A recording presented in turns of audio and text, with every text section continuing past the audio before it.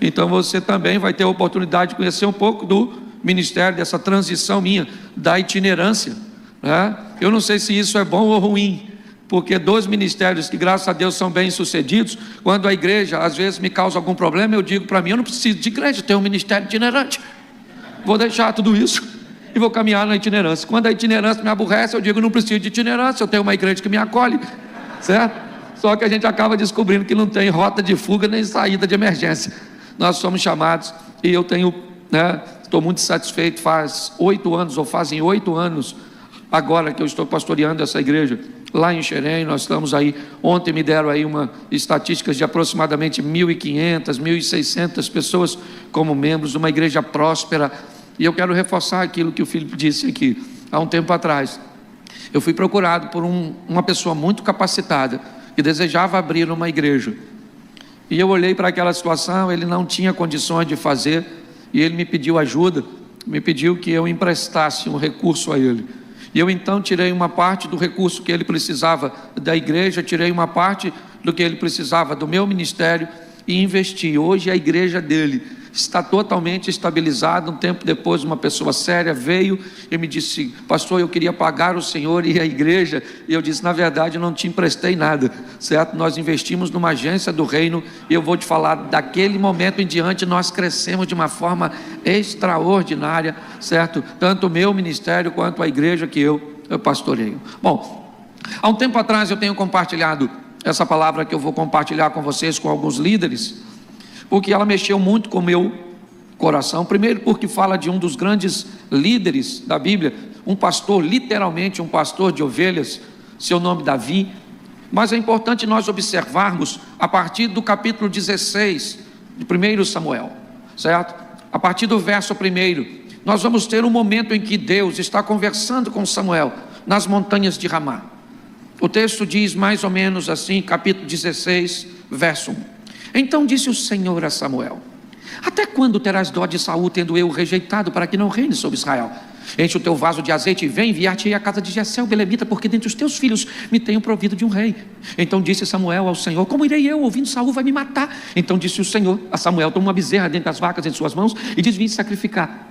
E convidarás Jessé os seus filhos ao sacrifício, te farei o que há de saber, e uns gemiais a quem eu te disser. Então fez Samuel o que dissera ao Senhor, veio a Belém. Então os anciãos saíram tremendo e disseram: é de paz a sua vinda? E ele o santificou, certo? E sucedeu mais à frente aí que entrou Eliabe e o viu e disse: certamente está perante o Senhor o seu ungido. Mas disse o Senhor a Samuel: não atente para a sua aparência, nem para a altura da sua estatura, porque eu tenho rejeitado, porque o Senhor não vê como vê o homem vê o que está diante dos olhos, porém o Senhor olha para o coração. Feche os seus olhos. Senhor nosso Deus e Pai, em nome de Jesus, eis aqui a tua palavra, continua falando conosco, usa-me como um canal de bênção, pelo poder do nome de Jesus, amém, glória a Deus, amém.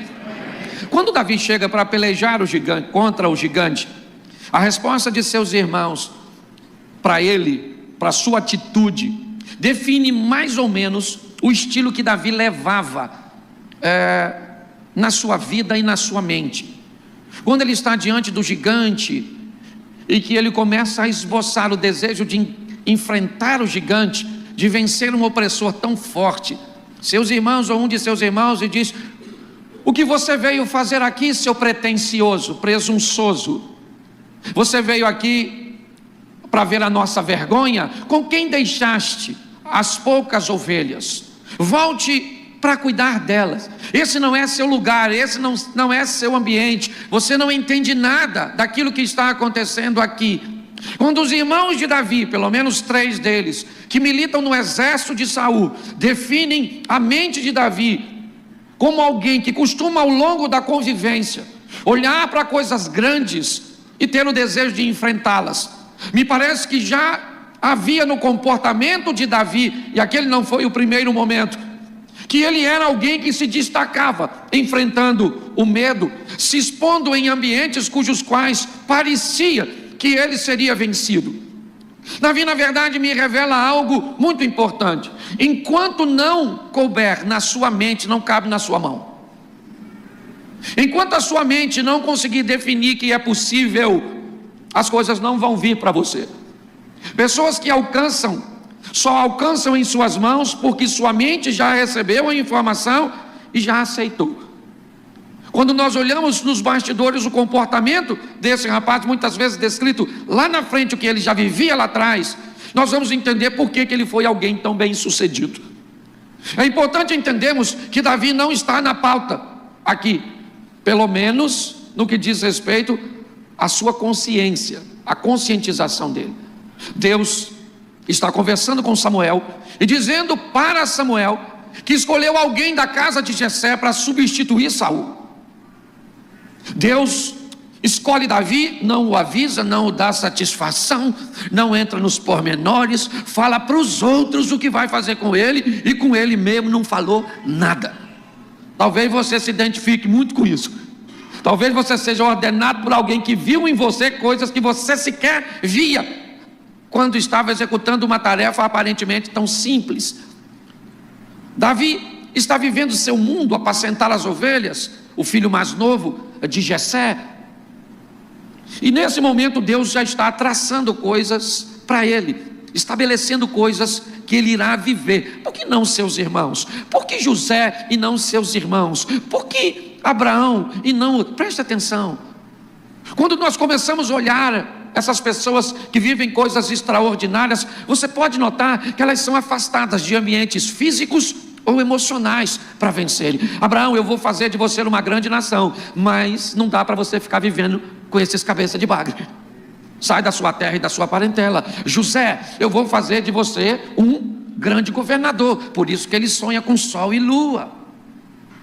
Por que ele sonhou com sol e lua? Porque Gênesis 1, Deus cria o sol para governar o dia, a lua para governar a noite. Deus já está conversando sobre governo. Deus já está apontando para o futuro. Quando Deus vai traçar o que ele tem para Davi, o que ele está observando? Para seu coração, para sua mente. A mentalidade dele era diferente. Ele vivia no meio de seus irmãos, mas sua mente o diferenciava de seus irmãos.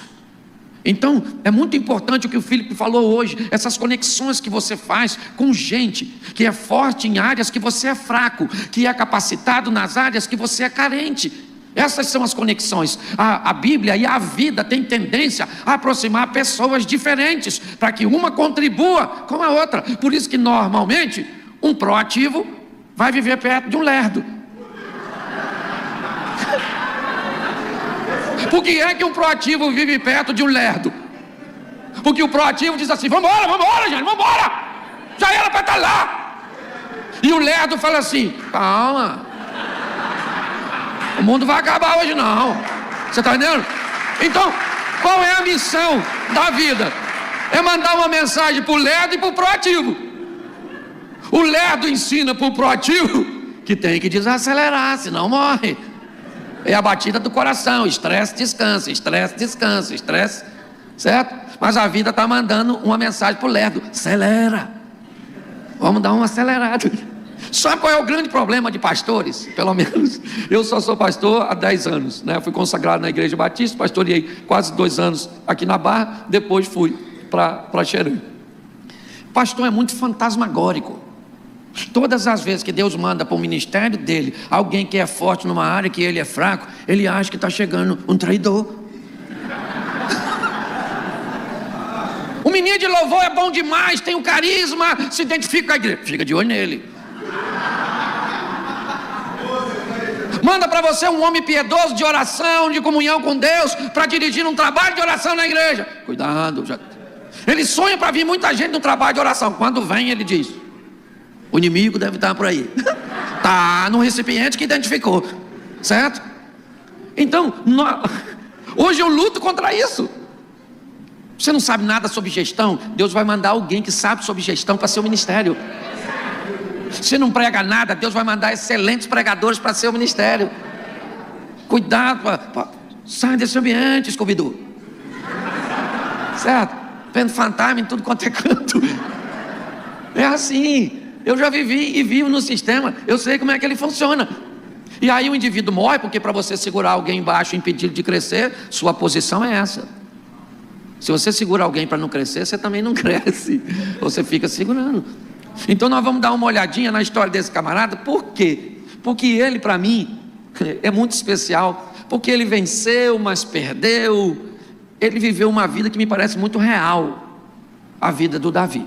Deus está conversando com ele, escolheu e falou: Samuel, dá um pulinho na casa do Jessé, que eu vou escolher, fica quietinho, espera que eu vou te sinalizar. Quando ele chega, se depara com o modelo mental da época, o primogênito. O cara já era grande, forte, bonito, soldado. O Samuel olhou e falou: certamente é esse. Deus falou: Samuca, segura a onda, fica quietinho, não é esse não. E aí começa a passar os filhos, porque Jessé fazia filho com força. Passa um, passa dois, passa três. O cara era bom, certo? É porque pastor também tem que ter vida sexual. Isso. Vida sexual de pastor é igual carnê do baú, tem que andar rigorosamente em dia. Sim. Oxe, certo? Não pode falar, pastor não pode falar de sexo. Esse dia eu estava num evento falando sobre sexualidade, me levanta um senhor de quase 80 anos e diz: menino, você fala demais sobre isso. Eu olhei para ele e falei: o senhor tem quantos filhos? Ele falou: 12. Eu falei: eu falo sobre o assunto, o senhor faz o assunto que eu falo, né? E aí a mão dele foi baixando, o sorriso brotou e ele sentiu que a gente estava na mesma direção. Ok? Então preste atenção. Quando nós vamos ver esse camarada, a partir do momento que ele é visto e vai ser comissionado por Deus, inevitavelmente o mal começa a persegui-lo. Davi começa a viver algumas pressões muito grandes, muito fortes. Me parece que um ambiente é montado para destruí-lo, para matá-lo, para vencê-lo. Onde? No campo onde ele milita. Davi vai ter um encontro com as duas das maiores feras, certo? Do reino animal, leão e urso. Qual é o propósito desses encontros? Colocar a vida de Davi em risco. Por quê?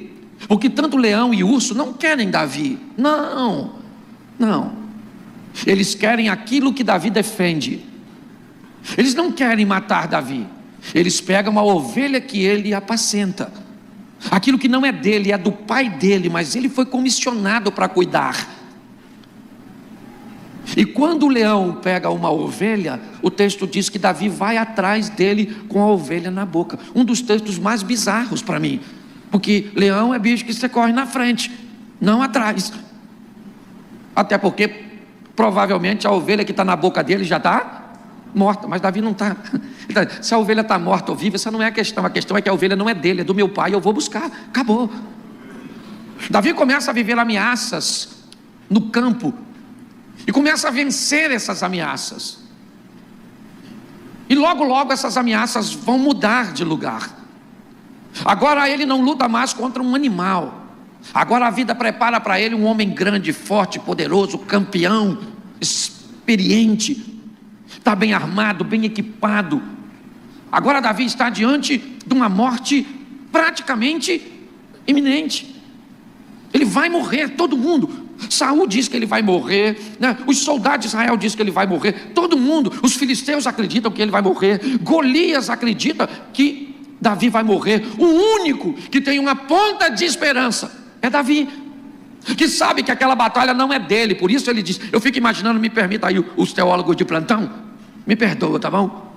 Mas eu imagino, Deus não disse que era para Davi matar o gigante.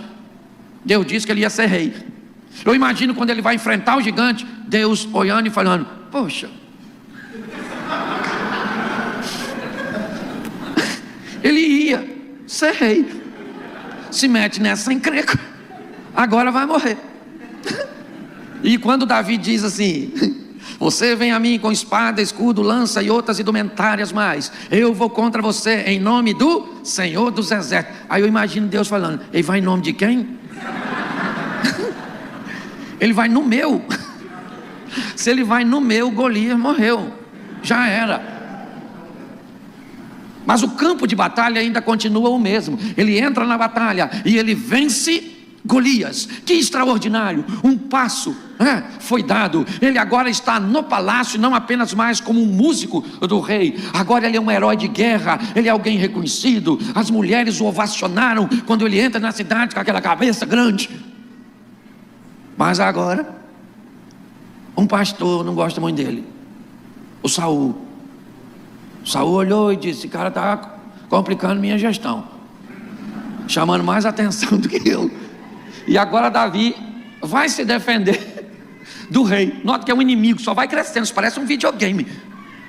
Agora ele começa enfrentando um animal, leão e urso, ok? Ele depois enfrenta o gigante. Agora ele é obrigado a fugir de Saul. Tem a oportunidade de matá-lo e não mata. Davi está vivendo um momento extraordinário, mas ali o mal já descobriu que não vence ele. Ali o mal já descobriu que naquele campo de batalha não vai vencê-lo.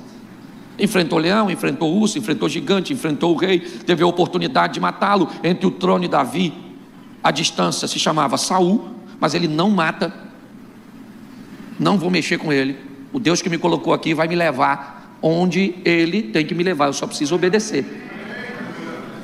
Mas o mal, o diabo, a turma que conversou com Eva lá, testando o conhecimento dela, fazendo pergunta cuja qual o mal já sabia a resposta, mas queria saber o quanto Eva tinha noção da verdade, porque é de acordo com a dimensão que você tem da verdade que o mal descobre o quanto precisa de dispensar de mentira para enganar você. Que agora o campo de batalha vai mudar, e Davi não é capaz de enxergar. A sutileza, ela é tão grande que Davi não nota quando as coisas mudam, quando as coisas começam a tomar uma nova dimensão. Vai lá para o segundo livro do profeta Samuel, dá um pulinho lá. Segundo livro do profeta Samuel, capítulo de número 11. A guerra mudou, o campo de batalha mudou. O mal estudou Davi um bom tempo, decidindo como iria derrotá-lo, e descobriu que não ia ser inveja, não ia ser medo, não ia ser gigante, não ia ser nada disso. Então no capítulo 11 diz assim, o texto estava aqui não, pode deixar, é porque a minha tradução é um pouco diferente. No tempo em que os reis saíam à guerra, Davi mandou Joabe, os seus oficiais do exército, atacar os inimigos, e eles venceram os amonitas, cercaram a cidade de Rabá, mas Davi ficou em Jerusalém. Eu não sei por que motivo Davi fica em Jerusalém. O texto diz que era o tempo em que os reis saem à guerra, mas Davi optou por não ir. Se era para um rei estar no campo de batalha, se é para um rei estar lutando, pelejando, não fazia sentido. Me parece que é a primeira vez que nós vemos Davi no palácio, num ambiente de guerra. Talvez porque a guerra não fosse tão acirrada, talvez porque Joabe, Urias e toda a sua estrutura desse conta do recado.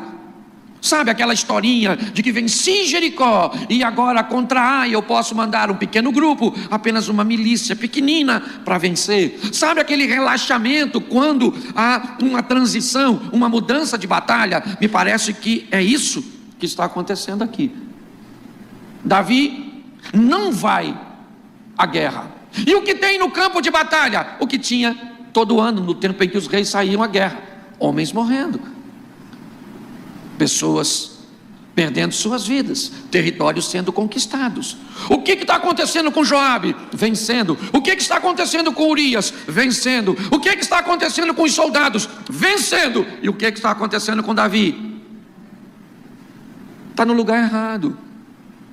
Não era para estar naquele lugar. Por pior, pastor, mas o lugar é muito difícil, é desagradável, é desconfortável. Aprenda uma coisa: se o lugar é o seu destino, te aproxima dele, é lá que você tem que estar. Jesus chama Pedro de inimigo, para trás de mim Satanás, e chama Judas de amigo. Amigo, aqui vieste. Por que Jesus chama Judas de amigo e Pedro de inimigo? Porque o que Judas está fazendo aproxima Jesus de seu destino, e o que Pedro está fazendo afasta Jesus de seu destino. Se é bom ou ruim não interessa, se aproxima você daquilo que Deus tem para você, é bom. É assim que funciona. Quando nós olhamos para isso, é isso que nós estamos vendo. Ele está no lugar que não deve. E quando você está no lugar que não deve, com pessoas que não devem, com literaturas que não devem, inevitavelmente você vai viver o que não deve. Não era aquilo. Para mim tem muita coisa que não deveria. Ninguém vai me convencer que Deus queria que Sansão morresse daquele jeito, humilhado, empurrando o moinho. Ninguém me convence. Só morreu desse jeito porque fez o que não devia. Para mim, a escravidão no Egito, a libertação deles é outra coisa. Nós temos um ambiente traçado. Quero levar meu povo para a segurança de onde tem comida. Envio José. O próprio José diz isso a seus irmãos: não fiquem tristes, vocês não me venderam, vocês me enviaram na frente para a conservação da alma. E o que Deus faz logo em seguida? Eu vou tirar esse povo daqui uns dias, então eu vou colocar no governo do Egito um faraó. Moisés foi treinado para ser um faraó, para ter autoridade para libertar o povo. Era assim, é a tipologia de Cristo. Mas o que ele fez vai causar danos. E cuidado, e você precisa entender isso, até para receber gente na sua igreja. Esses dias um casal me questionou, extremamente capacitado, queria liderar meus casais na igreja. Porém, os dois estão no segundo casamento, caminham comigo, trabalham até com casais, mas eu não deixo liderar. E aí me questionaram. E aí eu disse: presta atenção, quem aqui já teve hepatite? Levante a mão. Tem alguém aqui que já teve hepatite? Pois bem, se você teve hepatite, você pode fazer qualquer coisa por mim, menos me doar sangue. Porque tem coisas que você faz lá atrás que descredencia você viver coisas lá na frente. Então você tem que entender isso. Tem gente que não tem maturidade para entender essas coisas. E aí quando eu dei esse exemplo, eles olharam, não gostaram muito e optaram para ficar na retaguarda. E eu com a outra turma na linha de frente. É assim que funciona. E quando eu era itinerante, eu não tinha nada disso. Acabava de pregar, pegava a oferta e ia embora. Precisava nem pregar bem, era só pregar. O que eu fizer de errado, vocês consertavam. O que eu fizesse de bom, vocês aproveitavam. Hoje eu tenho que dizer não, sai. Hoje eu tenho que disciplinar, que cuidar é um grande desafio. Mas olha aqui, aí Davi está no lugar errado, acordou, a turma está lá batendo, morrendo, ganhando. É isso que está lá na frente de batalha, onde ele deveria estar. Está no lugar errado, sonolento. Acordou, foi dar um rolezinho na sacada do palácio, uma dona tomando banho. Maneirona, porque mulher feia não tenta ninguém. Devia ser uma cavala de uma dona, tomando banho, se limpando, beleza. Ué, querido, um cara que enfrenta leão, urso, mata gigante. Meu irmão, não é qualquer coisa. Só que eu quero que você entenda que não tem mais espada, não tem mais lança, não tem mais garras, não tem mais presas. A arma que o diabo está usando agora é outra, mano. Ele já estudou e descobriu que naquele campo de batalha que ele planejava vencer Davi, não vai rolar. Então ele muda o campo de batalha. Agora não é a lança de Saul, a espada de Golias, as garras do leão, as presas do urso. Agora é a beleza de Batseba. Para derrubar uma liderança, o diabo vai estudar você e descobrir o que é que ele vai usar contra você para te derrubar. O tempo inteiro está alerta. Eu sou bem-humorado, já deu para notar? Assim que eu cheguei, por eu ter um bom humor, as pessoas não achavam que eu ia longe. Já esse cara está se enfiando num primeiro escândalo, com mulher, com dinheiro, com drogas, com bebida, com isso, porque todo dia cai um valente, e pior que caem uns valentes, sério, umas pessoas. Quando eu era garoto, meu pai me levou numa montanha para tirar um cabo de enxada. Ele era da roça. E quando nós fomos subindo por um córregozinho, eu parava e ficava encantado com aqueles barrigudinhos, aqueles camarõezinhos lá em cima. Como é que aquilo chegou lá? Como é que era? Como é que funcionava? Mas quando eu cheguei lá no topo com meu pai, onde ele disse que nós poderíamos beber água, eu notei, não tinha o camarão, não tinha o barrigudinho, não tinha nada. E eu falei: pai, por que não tem nada aqui? Ele disse: meu filho, água limpa demais não dá peixe. Ninguém que se diz puro demais, né? Nós temos que ter muito cuidado com isso. Nós somos frágeis, e o diabo vai estudar você para descobrir uma maneira de te derrubar.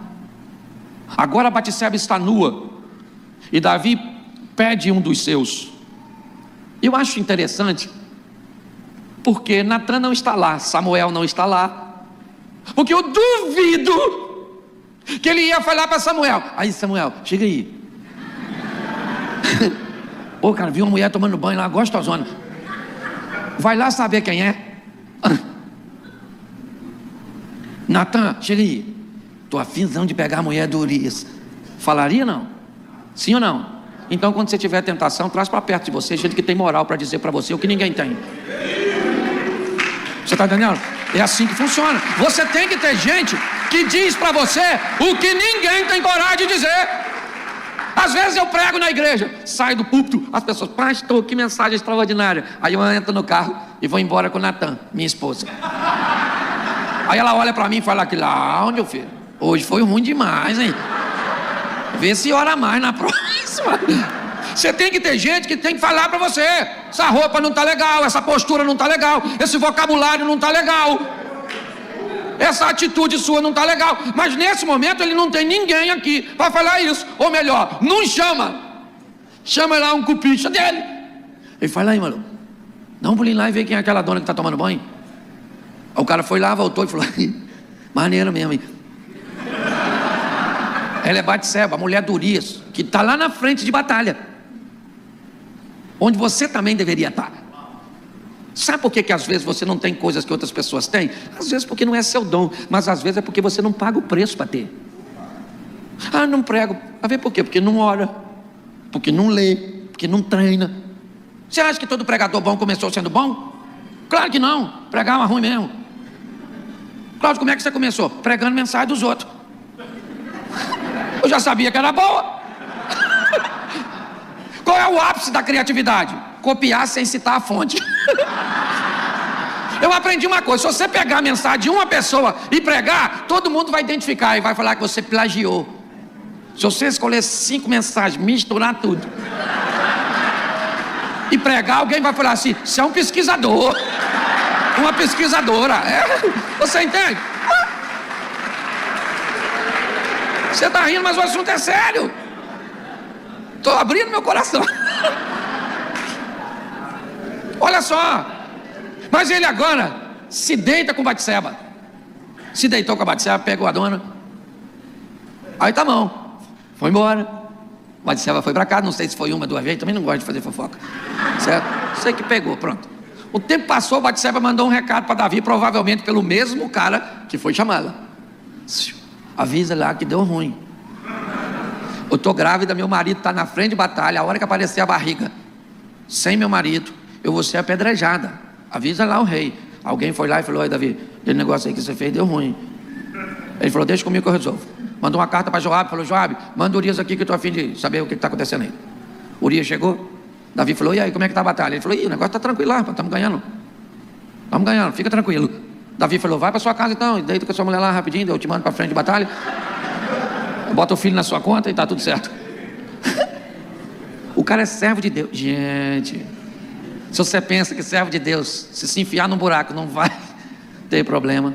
O cara agora ficou dissimulado. Urias falou: não vou não, a arca da aliança está aí, pô. Não deve nem fazer sexo nesse período. E o rei fez. Com a mulher dos outros. Pois é. Aí o rei falou, aí avisaram o rei, ele falou: foi para casa não, dormiu aí, ó. Sério? Então eu vou fazer uma festinha aqui, vou encher ele de manguaça. E aí ele vai para casa, ele não precisa nem fazer nada, só entrar em casa, não vai lembrar mesmo porque está muito bêbado. Bota na conta dele. Urias não foi para casa, dormiu na praça, coisa de sertanejo. Certo? Davi falou: não tem jeito. Eu sou obrigado a mandar matar esse cara. Escreve uma carta, manda pela mão de Urias. Mas até aí está tudo bem, gente. Até aí está tudo certo. O problema é o capítulo 12. Quando eu vou ler o capítulo 12, tem alguma coisa que me intriga. Porque no capítulo 11, Davi está na sacada, chama um dos seus homens de confiança, traz Batseba, Urias está envolvido. E para mim eram apenas esses personagens. Mas quando eu olho para o capítulo 12,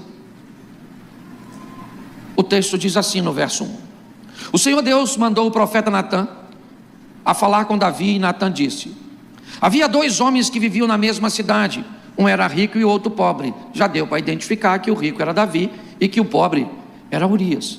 O rico possuía muito gado e ovelhas, enquanto o pobre tinha apenas uma ovelha. Já deu para entender que o gado e as ovelhas do homem rico são as esposas que Davi tem, todo o harém que ele herdou de Saul, Mical, filha de Saul, Abigail, esposa do falecido Nabal, e em que a única ovelhinha é Batseba, a mulher de Urias. Certo dia, um visitante chegou na casa do homem rico. Bom, o homem rico é Davi. E chegou um visitante na casa do homem rico. Eu nunca vi esse visitante na casa do homem rico. No capítulo 11, Davi está sozinho na sacada. Tá bom. Mas Natã diz que chegou à casa do homem rico um visitante. E este não quis matar um dos seus próprios animais para preparar a refeição para o visitante ou para o viajante. Em vez disso, ele pegou a ovelha do homem pobre, matou e preparou uma refeição para o seu hóspede. Preste atenção. Aqui está o desfecho dessa história. Davi aparentemente sozinho, quando Natã diz que chega um visitante na casa dele. Esse visitante fez Davi olhar para Batseba tomando banho. Automaticamente acendeu-se em Davi um desejo sexual. Até aí tudo bem, ele é homem, se deparou com uma mulher nua, a visão entrou e aguçou, certo? Um desejo que ele tinha. Quem é o visitante, pastor? Para identificá-lo, nós precisamos dar um pulinho no livro de Jó. De onde você vem, Satanás? Eu venho viajando, rodeando a terra, buscando uma casa, uma empresa, uma mente, uma família, um casamento, que me receba, que me escute, que me ouça e que me atenda. Bom, se ele tem desejo sexual, até aí tudo bem, viu uma mulher tomando banho, deu desejo, beleza, está tudo tranquilo. O que ele faz? Chama uma de suas esposas, se deita com ela e satisfaz um desejo que ele tem. Sim ou não? Sim. Porém o texto diz que ele não pega um dos seus próprios animais, ele pega a ovelha do vizinho, porque ela não é para ele, ela é para o visitante. Davi não se deita com a sua esposa, porque se ele se deita com a sua esposa, não é pecado, e pecado não alimentaria o visitante que chegou. Se ele faz sexo com sua esposa, prazeroso, limpo, satisfatório, santo, com presença de anjo, fortalecendo, o que isso seria? Comida para Deus, santidade, obediência, amor, respeito, certo? Fidelidade. Mas como não é para alimentar a Deus nem a Davi, é para alimentar o diabo, Satanás, o pecado, então não serve a sua esposa, tem que ser a esposa do outro. Não serve o dinheiro que é lícito, tem que ser o dinheiro ilícito. Não serve a verdade, tem que ser a mentira. Preste atenção onde ele está enfiado. Nesse momento, onde ele está, Natã está registrando, relatando a presença de alguém que não é visto pelos olhos físicos, humanos. O que ele está narrando é a presença do mundo espiritual, que descobriu que não ganha Davi com garras de urso, com presas de leão, com espada de gigante, com lança de reis, mas que se mudar o ambiente de batalha, pode ter êxito, pode ter sucesso, contra o pastor, contra o servo de Deus, contra um líder, contra a moral, contra denegrir a moral daquele que está, ou do nome daquele que está sobre ele. Quando Davi escuta isso, ele fica indignado. E ele diz: isso não pode ser um absurdo, é um assinte, isso é um problema. E aí Natã diz: mas espera aí, esse cara é você. Esse indivíduo é você, Davi. Você pegou a mulher de Urias, matou o cara, achou que ninguém estava vendo. E preste atenção, o que Deus reclama aqui são duas coisas. Primeiro, a primeira coisa que Deus diz: ingratidão. O que me machuca, Davi, é eu ter tirado você de trás das ovelhas, dei a você notoriedade, dei a você todas as mulheres o harém, e se isso ainda fosse pouco, falasse comigo que eu te dava mais. Não tinha necessidade. Claro, não foi Davi simplesmente que fez isso, foi o visitante. E ele chegou lá, conversou com Davi, impulsionou Davi. Onde o visitante está agora? Pastor, ele foi embora e deixou Davi pagando a conta. Para onde foi o visitante? Procurando o Cláudio, o Felipe, procurando você, a sua casa, seu ministério, a sua família, o seu casamento, a sua moral, a sua honra, desonrar o nome de Deus que está sobre você, porque foi isso que Deus vai falar com Davi agora. Porque esse é o grande problema. É o que as pessoas fazem, o que acontece e como a imagem de Deus fica. Porque foi isso que Deus disse para Davi. Olha, deixa eu falar uma coisa para você. Seu pecado está perdoado? Está perdoado. Mas ninguém vai falar mal de mim por seu respeito, por sua culpa. Ninguém. Se você não é capaz de resguardar o seu nome e o meu, eu sou. Isso não vai ficar assim não. Eu perdoo, você não morre, mas o filho morre. A espada não se aparta. A vergonha vai ser conhecida. É assim que funciona. Quando olhamos para isso, o que nós perguntaríamos seria o seguinte: cadê o viajante? Ele continua sua missão. Muitas vezes eu confesso a você, já vi ele na minha casa. Quando a conversa é entre mim e minha esposa, acaba virando uma discussão. E aí eu paro para pensar, porque prego para os outros, tem que pregar para mim. E digo, o que é isso? Falo, é o visitante, o viajante. Ele está aqui. Lógico que eu não falo isso assim, senão a briga com a mulher. Está onde? Em mim? Aí o negócio fica feio. Mas às vezes eu fico e descubro que ele continua visitando pastores. Onde? Nas áreas que ele acha que você é mais frágil. O que é seu temperamento? Você é grosso demais, explosiva. É lá que ele vai te atacar. O que você é? Perfeccionista. Eu falo o tempo inteiro para casal, gente. A vida, ela une pessoas, né? Eu já expliquei aqui, você quer ver? Você que é casado, presta atenção. Por que é que um dominador se casa com um paciente? Já notou? Uma mulher dominadora casada com um homem paciente. Os dois vão jantar. A comida está ruim. Aí o paciente fala assim: nossa, a comida está boa não, hein? Vou comer não. Aliás, perdi até a fome. Vou só tomar um suquinho. Vou comer a sobremesa que eu já... Aí o dominante diz assim: deixa o garçom vir aqui. Você vai ver só. Mandar levar essa droga dessa comida toda, que isso está uma porcaria. O paciente fala: pelo amor de Deus, não fala nada não, deixa que eu vou pagar. Eu pago, nós vamos embora. E aí o dominante fala: paga uma ova, que nós não vamos pagar nada, que tinha que dar outra comida pra gente. Fala baixo. Eu vou falar. O paciente diz: eu vou pro carro. Não tem nada a ver com... Eu queria que você entendesse que você é diferente. E por causa disso o diabo está o tempo inteiro te medindo, observando como é que ele vai. Como é que Davi sai dessa? Ileso? Não.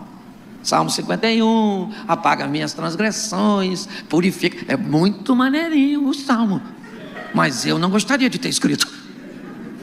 Você está entendendo? É importante nós entendermos como os líderes somos exemplo. Está todo mundo de olho na gente. Tem uma turma pisando na lama, espirrando na gente o tempo inteiro. Eu tenho que lidar com gente desconfiando de mim, achando que eu uso dinheiro da igreja, achando que eu estou de olho nisso, achando que eu estou de olho. Por quê? E eles têm razão, porque está assim de gente fazendo.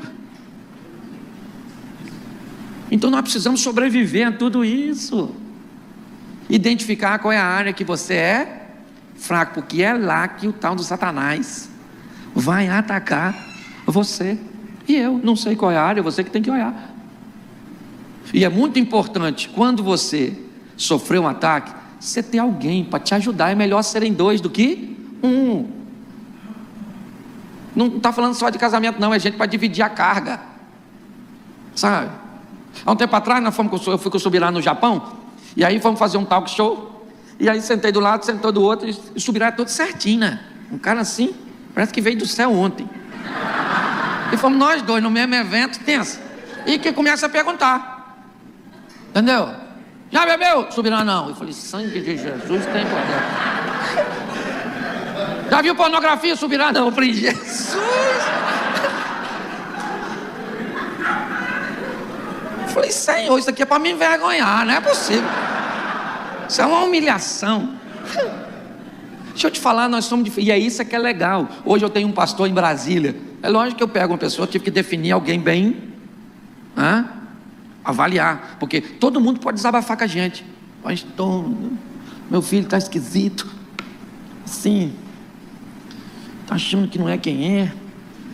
Nossa, o senhor ora por mim? Oro. Mas quando é o seu filho que está assim, você fala com quem? Pastor, estou com problema no meu casamento. Pastor, nossa, estou quase largando com a mulher, brigamos ontem, ela falou, arrumou até a mala. E isso, calma meu filho, calma que eu vou lá. Mas quando é o seu casamento, quem é que vai na sua casa? Ah, pastor, estou todo endividado. Mas quando é você que está endividado? Ah, pastor, estou tão triste, desanimado, não estou querendo ir à igreja. E quando é você que está triste, desanimado e não quer ir à igreja? Nós somos solitários demais. Então eu peguei um pastor em Brasília, sabe? Olhei o perfil dele, um cara introvertido, mais pacato. Falei com ele, irmão, vamos fazer o seguinte: quando o negócio der ruim aqui, eu ligo para você. Quando der ruim para você liga para mim. E a gente abre o coração, abre mesmo, abre, sabe? E ele falou, beleza. Às vezes não tem nem conselho, filho. Porque eu aprendi, às vezes eu estou no gabinete, vem aquelas pessoas que querem desabafar comigo, querem falar, pastor, estou com problema assim, estou enfrentando isso, enfrentando aquilo, enfrentando aquilo outro, o que está acontecendo isso, e eu fico lá, Deus do céu, sangue de Jesus tem poder, vamos embora, meu Deus, vamos embora. Não, peraí que eu vou falar, não pastor, peraí que senão eu vou esquecer, deixa eu falar. Aí eu falo, fala, aí quando ela termina, eu já desisti de falar. Mas aí a pessoa olha para mim e fala assim, pastor, nossa, estou tão bem. O senhor é uma pessoa tão sábia. Deve ser porque eu fiquei calado. Tolo é considerado sábio quando fica quieto. Porque às vezes só desabafa. Mas nós não temos quase. E pior, casamento de Caná da Galileia. O vinho está acabando, a alegria está acabando. Mas está acabando nos bastidores, não na sala de visita. O vinho simboliza alegria, lembra? Por que Jesus não botou vinho no recipiente de vinho e botou vinho no recipiente de água? Porque se o vinho representava alegria, o que ele está dizendo é que o que traz alegria não é o álcool da vide, é a vida da água. Se você pular 2 capítulos, vai de João 2 para 4, ele diz para a mulher, aquele que beber de mim, que sou a água, nunca mais terá sede. Não é vinho da vide, é vinho da água. É Cristo que traz felicidade, que é o que a mulher estava procurando, mas isso é outra mensagem. Já dei um spoiler para você pregar. Você consegue entender? Esse dia eu fui falar e termina aqui 130 prefeitos Tocantins. E comecei a falar da importância da família, da igreja, do sistema de ensino, do sistema de segurança e do sistema de saúde, que para mim são as 5 instituições que tornariam o mundo num paraíso. Família, ensino, igreja. Se alguém falhar nesses 3, aí a polícia vem e recolhe ele. Por isso que é sistema de segurança. E saúde, porque a gente fica doente. Mas eu falei, para isso tudo funcionar, precisa do sistema político. E aí eu disse, para cada pastor tem um demônio, para cada político tem uns 20. Por isso que eles são meio perturbados assim. Então deixa eu falar uma coisa para você. Aprenda uma coisa, é desafiador, sim, mas você tem que entender eventos como esse, certo? Hoje eu tenho um lugar lá em Xerém, se quiser precisar, depois posso colocar, pega com o Tiago aí, o meu contato, pode pegar. Eu tenho lá a casa do pastor Cansado, lá no sítio que você pode ir para lá, para ficar lá, se estiver meio doido assim, tem um lugar lá bom para você ficar com a sua esposa, tem uma suíte, certo? Você fica lá, pastor, não paga nada não, você entra na quinta, sai, tem um fusquinha para você andar, tem lugar para você tomar banho, tem uma trilha para você andar, tem comida para você comer, tem comida não precisa não, tá tudo pago, certo? Ah, pastor, queria só desabafar, vai lá. Ah, se eu não tiver tempo, vai ter alguém da minha equipe lá para você abrir o coração, confessionário, não quero nem te ver, para orar por você, expulsar os demônios, isso aí, certo? Isso, porque se você andar sozinho, você não vai muito longe não. Participe de eventos como esse. No final, vai embora não, vai embora. Nossa, solitário, vai eremita, abominável homem das neves, certo? Vai lá, conversa, quem é você, o que você está fazendo aqui, como é que está a sua vida, certo? Também não fala logo tudo não. Ah, como é que eu ganho a confiança dos outros? Conta para eles, assim, quando eu entro num lugar novo, eu pego 5, 6 pessoas às vezes, dependendo, e falo, eu vou ver se essas pessoas dá para conviver. Aí conto para ela alguns segredos que na verdade não são segredo. E fico vendo se vaza. Vazou a informação, dá para confiar não. Se não guarda dinheiro, vai guardar segredo? É ou não é verdade?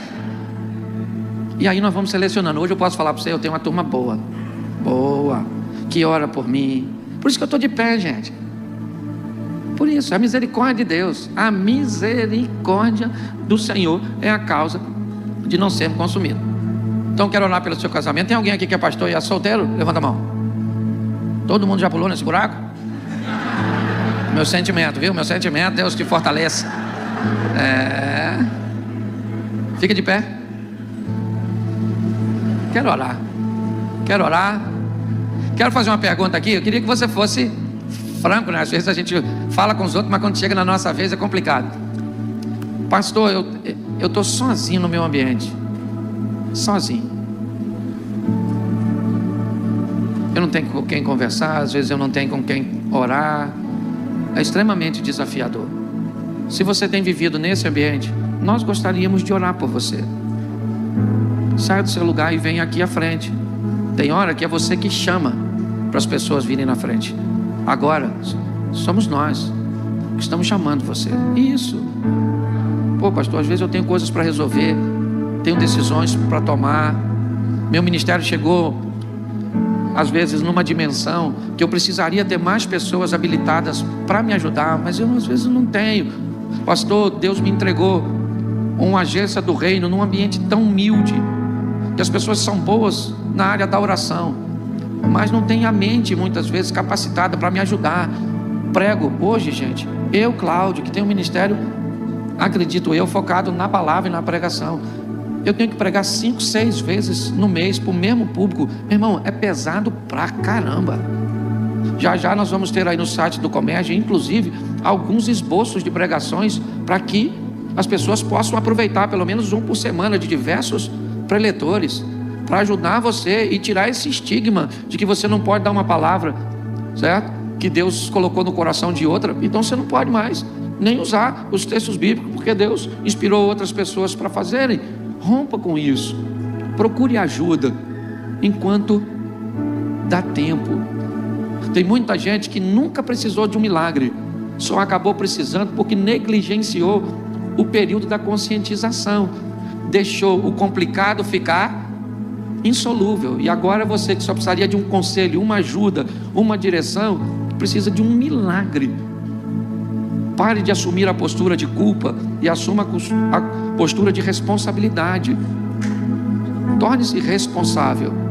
Sabe, castigo é um nome que deram para a palavra responsabilização.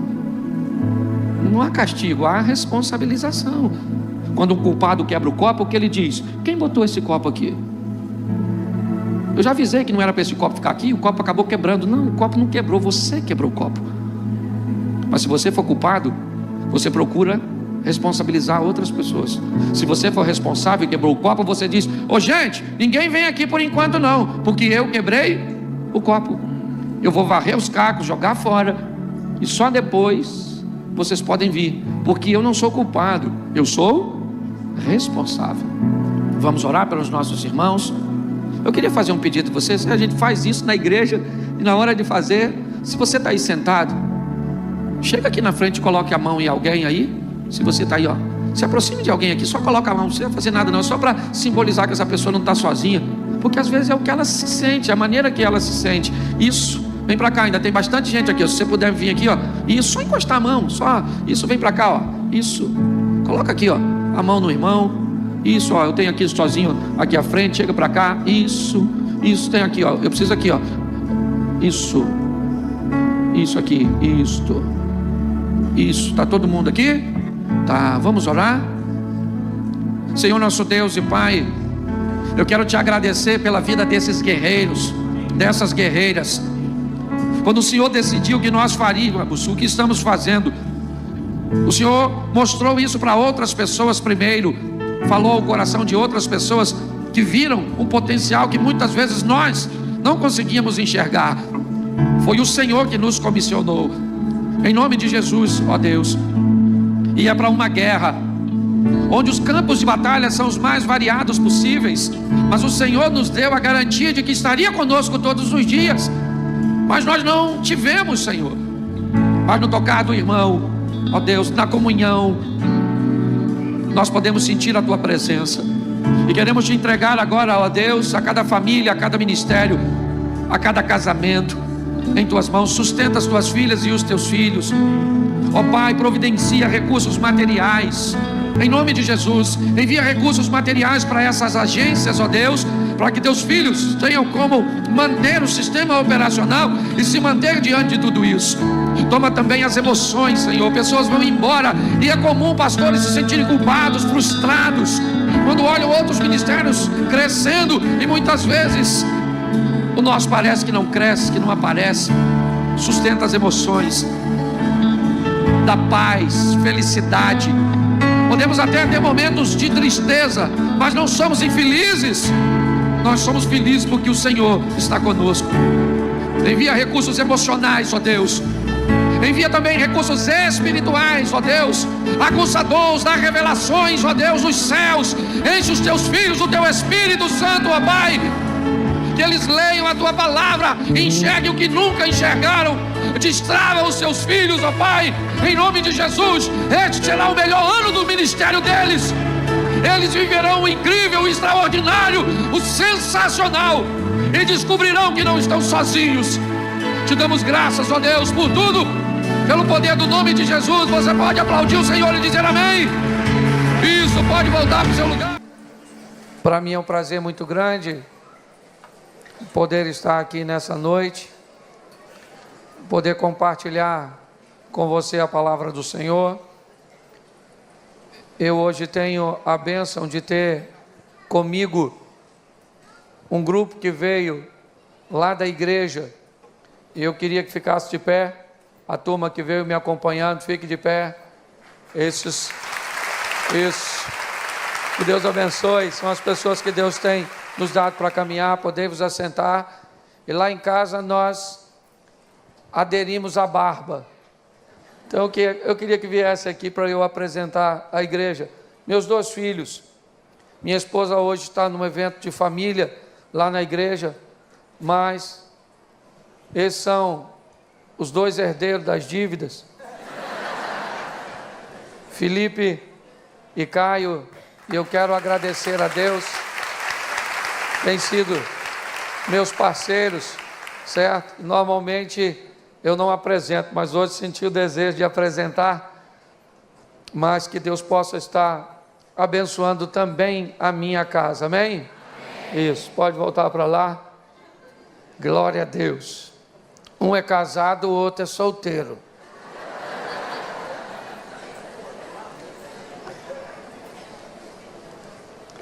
Salmo de número 128.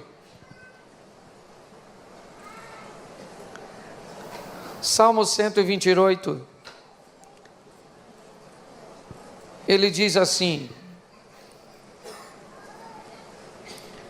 bem-aventurado aquele que teme o Senhor e anda nos seus caminhos. Do trabalho de tuas mãos comerás, feliz serás e tudo te irá bem. Tua esposa, no interior da tua casa, será como uma videira frutífera. Teus filhos, como rebentos da oliveira à roda da tua mesa. Eis como será abençoado o homem que teme ao Senhor.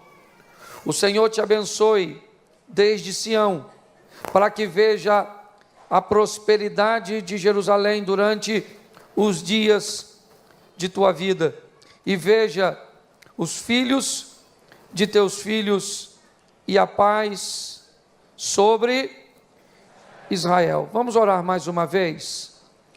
Senhor nosso Deus e Pai, te louvamos e te agradecemos por tua palavra. O Senhor é o idealizador da família, e sem o Senhor nós não conseguiremos enfrentar todos os inimigos que se levantam para destruir o teu projeto.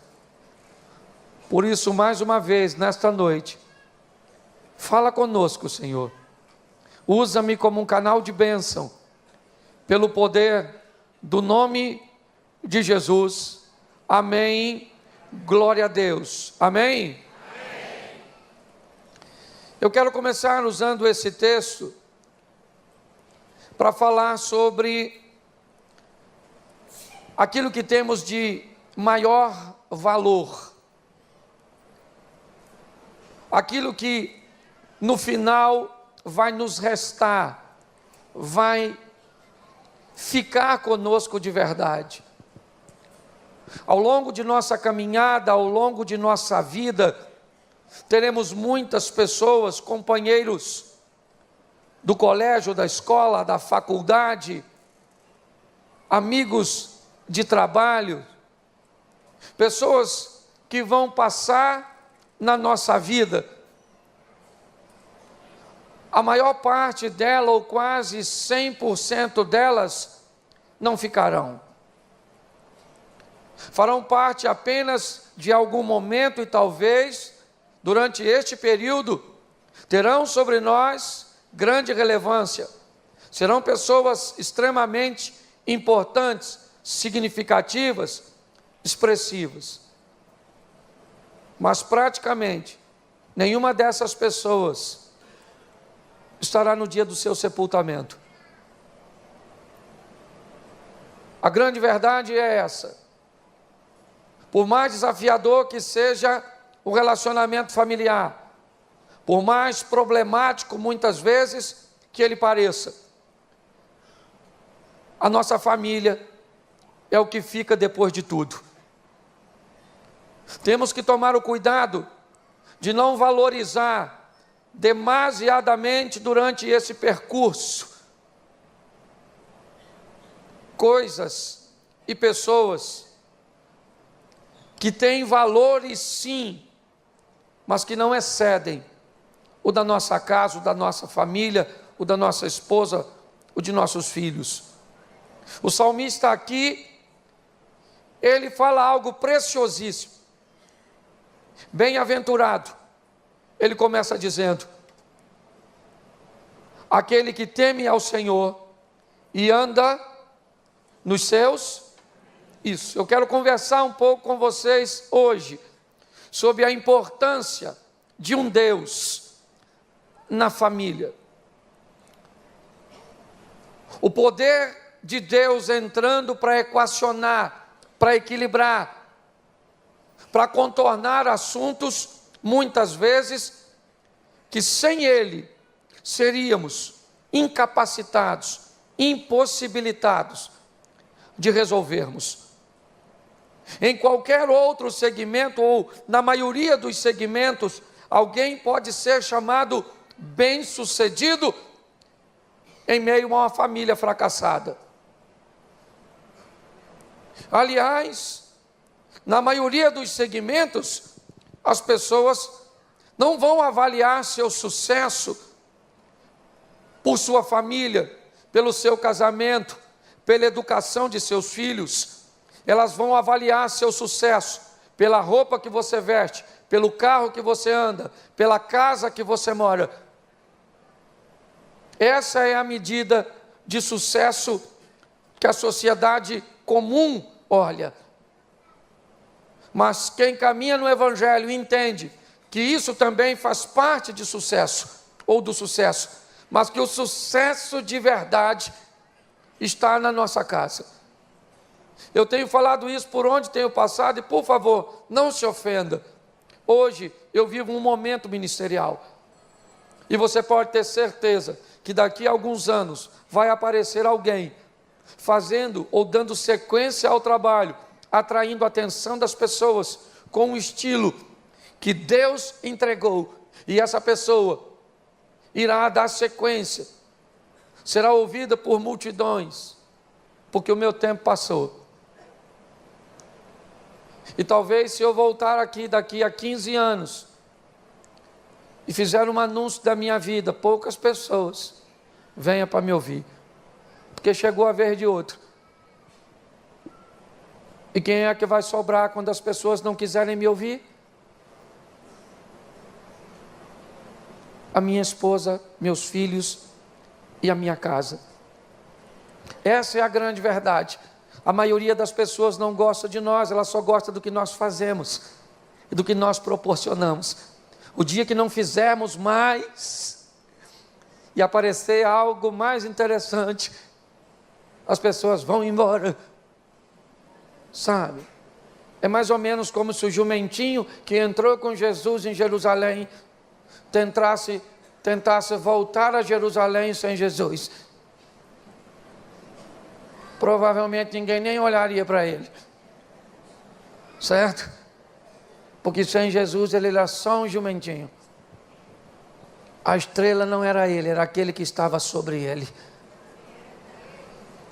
Eu quero conversar um pouco sobre isso com você, e o texto que eu quero usar é uma mensagem que Deus me deu há tempos atrás, mas eu preciso abrir dizendo dessa importância, até porque o texto que eu vou usar, ele vai falar disso. E se você puder acompanhar, se abra a sua Bíblia no 2º livro dos Reis, e nós vamos ver um homem extremamente bem sucedido, mas que precisava de algo que ninguém poderia fazer por ele, por sua casa, por sua família, pelo seu casamento, por sua vida, se não fosse Deus. Segundo livro dos Reis, capítulo 5, a partir do verso 1, ele diz assim: Naamã era comandante do exército do rei da Síria, era um homem diante do seu senhor de muito respeito, porque por ele o Senhor dera vitória à Síria. Ele era herói de guerra, porém ele era leproso. Saíram tropas da Síria e da terra de Israel, e levaram cativa uma menina, que ficou ao serviço da mulher de Naamã. Presta atenção aqui em mim, pois essa história conta a história de um homem, comandante de um dos maiores exércitos da época, o exército da Síria. Um homem conhecido e respeitado nacionalmente e internacionalmente, por sua capacidade de comando, pelo poder bélico que tinha sobre suas mãos. Um estrategista, um homem acostumado a vencer, reconhecido pelo seu Senhor, como diz o texto, porque o Senhor, com letra maiúscula, ele era pertencente ao povo estrangeiro, mas o texto diz que Deus dera vitória à Síria através das mãos de Naamã. Todos que olhassem para este homem, provavelmente o reverenciavam. Ele era meio que um herói nacional. As pessoas que o viam fora de casa, com suas armaduras, sua espada e todo o seu aparato, via em Naamã um homem vencedor. Mas havia uma outra face de Naamã, que provavelmente quase ninguém conhecia. O Naamã marido, o Naamã chefe de família, o local onde sua armadura não estava sobre ele, um local onde sua patente não dizia muita coisa.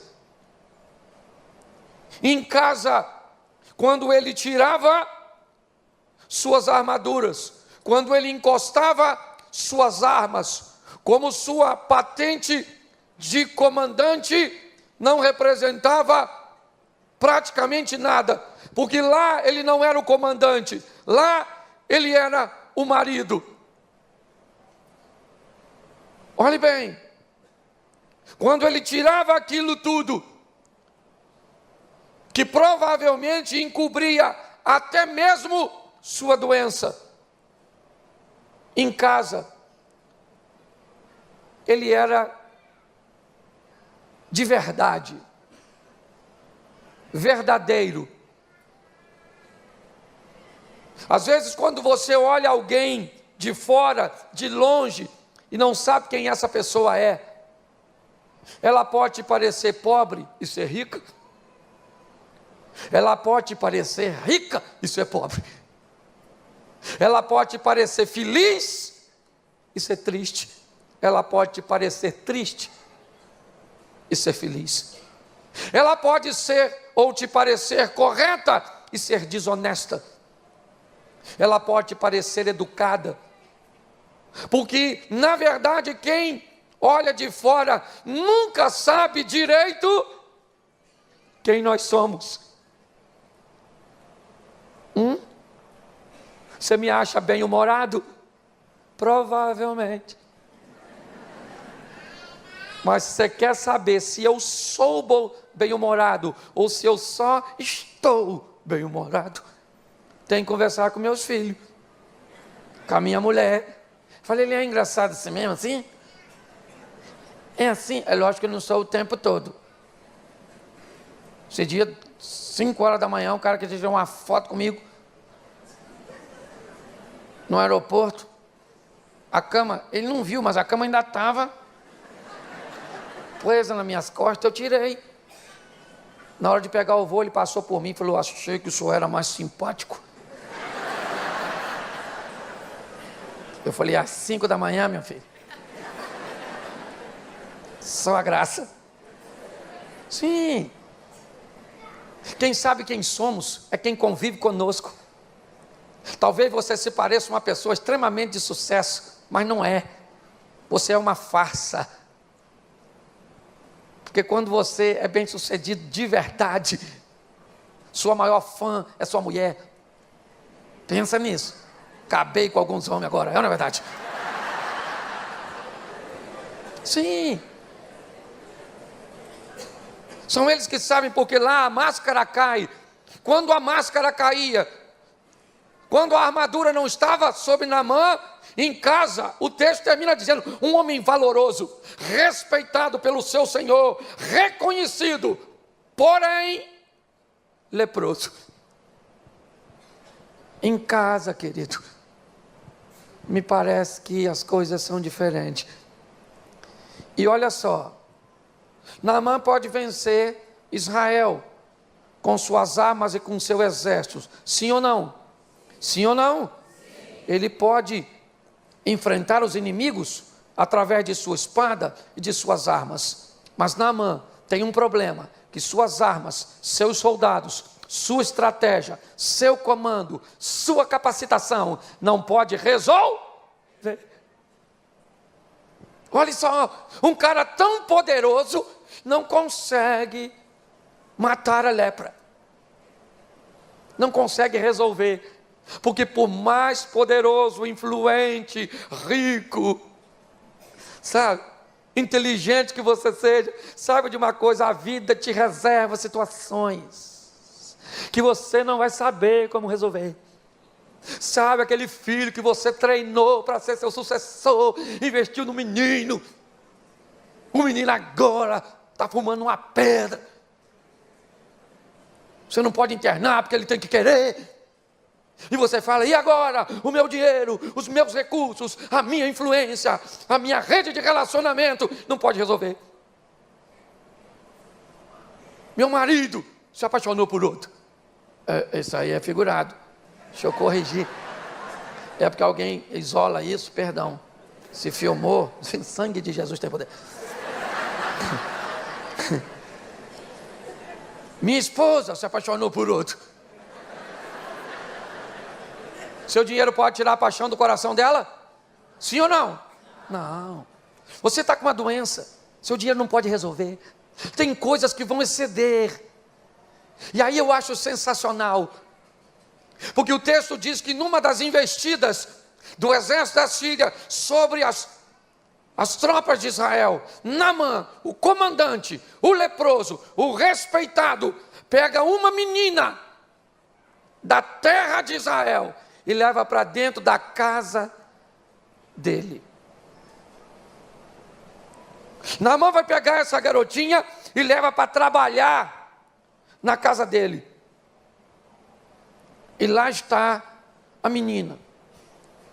Aquela menina é a solução para Naamã. Ele não sabe disso ainda. Mas a menina vem de uma terra, acredita em umas coisas, já viu umas coisas. E me impressiona, porque se você e eu talvez fôssemos essa garotinha, que fosse levada como escrava para trabalhar na casa do indivíduo que invadiu suas terras, sua nação, tirou você do seio de sua família e botou você como escrava. Não sei a idade dela, mas devia querer namorar, mas era escrava. Dar uns beijinhos e não podia. Se fosse você, que sentença você ia dar para esse cara? Tem que morrer mesmo. Esse leproso, perturbado, que me trouxe para cá.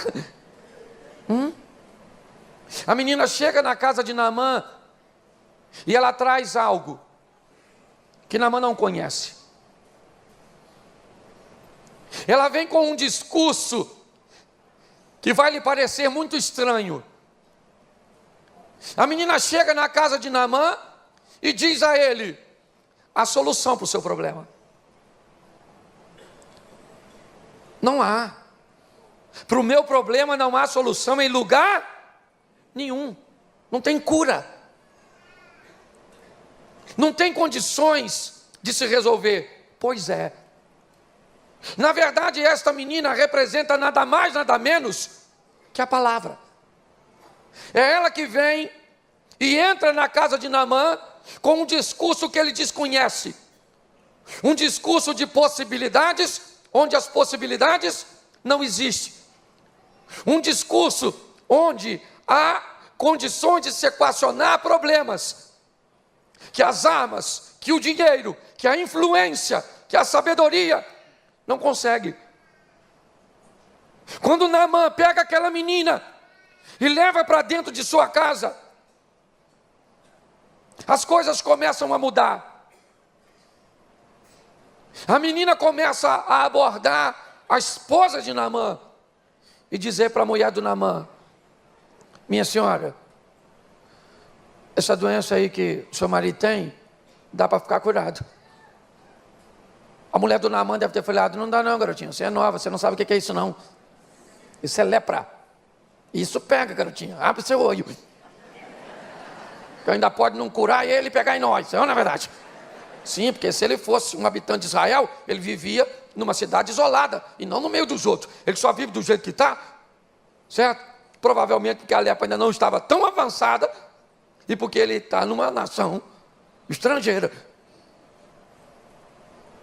Mas sabe o que me encanta? É que a garotinha não para de falar: ô, minha senhora, estou falando sério, tem um profeta maneiro.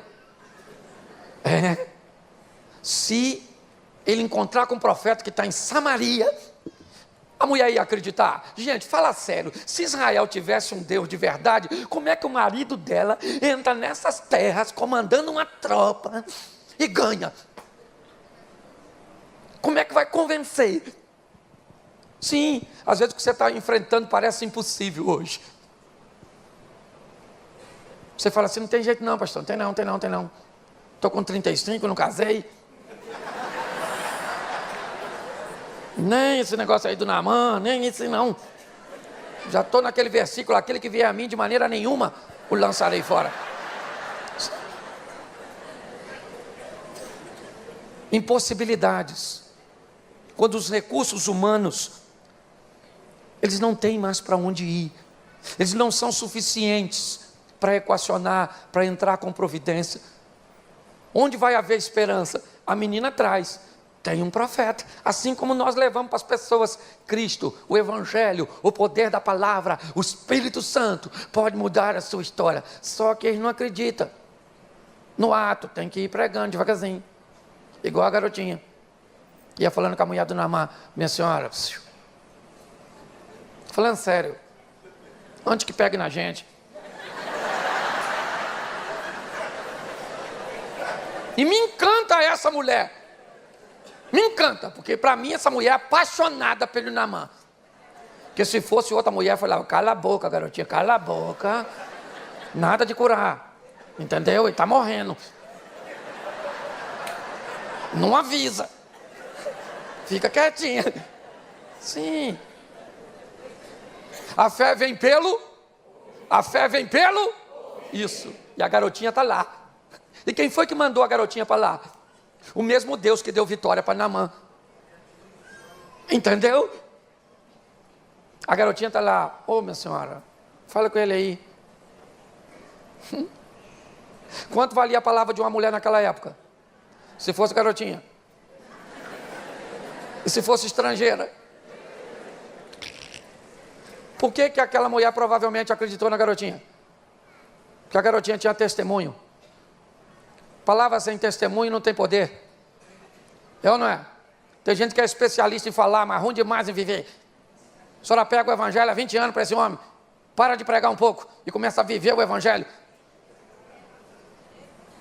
Mostrar para esse marido, para esse filho seu, que Deus é Deus na sua vida. Porque em Apocalipse está escrito. Seu marido olha e fala, meu Deus do céu. Deve ser um daqueles bichos lá do Apocalipse, essa mulher minha. Para citar tantas assim coisas que não vive. A garotinha está lá pregando o evangelho. Não é de hoje que tem alguém te falando que Jesus é a solução para a tua vida, para a tua família, para o teu casamento, para os seus negócios. Quem é esse evangelho? É a garotinha falando. Tem solução para você. Eu acho engraçado que a mulher do Naamã começou a falar com ele. Ô Naamã, a garotinha que você trouxe falou comigo que tem cura. Naamã deve ter falado, tem nada, não tem cura não, lugar nenhum. E a garotinha está, tem cura, tem cura. Pastor, o que é que você veio fazer aqui hoje? Eu vim na função da garotinha. Eu vim falar que Deus tem solução para a tua vida, para a tua história, para a tua família. Você está entendendo? Não interessa o que você está vivendo hoje. Deus tem poder para entrar com providência a seu respeito. Vai demorar para você acreditar nisso. Mas para muitos aqui é hoje. Isso. Não, não. O pessoal convidou você e fala, vamos lá. Te garanto que muitos que convidaram você para vir hoje, no dia de eu pregar. Porque amanhã começa a turma séria. É ou não é? Sim.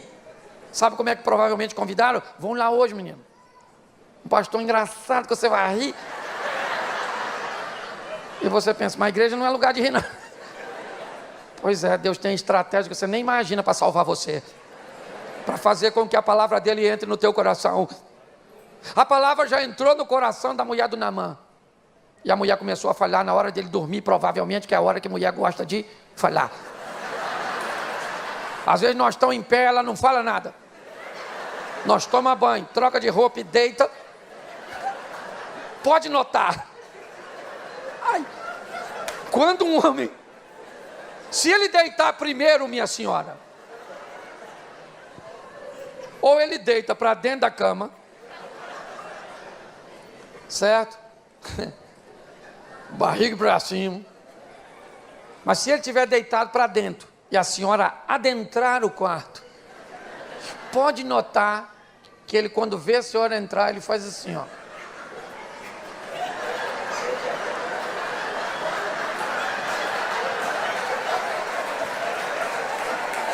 O nome disso é rota de fuga. Certo? E aí ela deita por trás de você e fala aquela frase que para um homem é um ato de terrorismo. Qual é a frase? Vão conversar? Então eu imagino que isso também não era diferente com o Naamã. Naamã cansado, tirava a armadura. E a mulher dele falava, amor, preciso falar um negócio com você. A garotinha falou que tem cura. A mãe falou que quero dormir, porque cura nada. Essa garotinha, que garotinha, rapaz? Que garotinha é essa? Falando isso, tem cura não. E no dia seguinte, quem é que estava lá? A mulher do Naamã falando, tem cura Naamã. A garotinha falou, hoje de novo. Eu vejo essa garotinha orando, essa garotinha é uma garotinha maneira. É uma garotinha diferente, Naamã. Ela não é essa sirigaita aí que a gente conhece, não. É uma garotinha mesmo, maneira. E a mulher foi falando para o Naamã. Sabe que quando a mulher fala, foi falando. E Naamã começou, será que tem cura mesmo esse negócio aí, essa garotinha? Minha mulher está me perturbando tanto, meu Deus, que eu já estou quase acreditando nessa garotinha. Sim, porque Deus é insistente. Sim, Ele usa pessoas para encher a sua paciência. Seus vizinhos, que olham para você, nem crente você é, diz, graça e paz. Eu falei, eu não gosto de, não sei falar nem isso, igreja, nem pertence à igreja, fica me cumprimentando assim, não gosto disso. Pois é, Deus falando, estou afim de salvar você. Você está afim de ir para o inferno, né? É porque tem gente que nem acredita que o inferno existe. Mas ainda bem que não precisa de fé para entrar lá.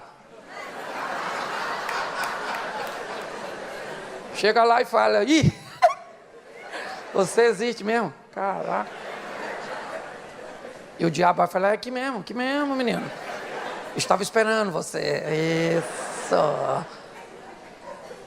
Escute só, Deus usa maneiras, pessoas, congressos e situações para entrar na sua vida. Sempre tem alguém fazendo o papel da garotinha e dizendo, tem solução para você.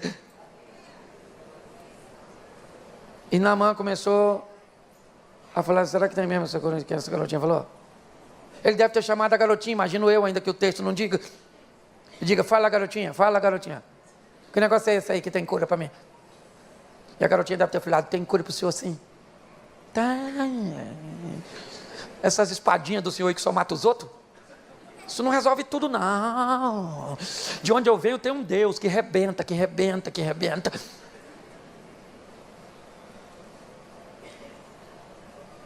Naamã deve ter falado, será que tem mesmo? Eu vou lá dar uma olhada nesse negócio. Sabe o que é mais encantador nesse texto? É que a lepra da garotinha não pega em Naamã. Ou melhor, a lepra de Naamã não pega na garotinha. Mas a fé da garotinha pega no Naamã.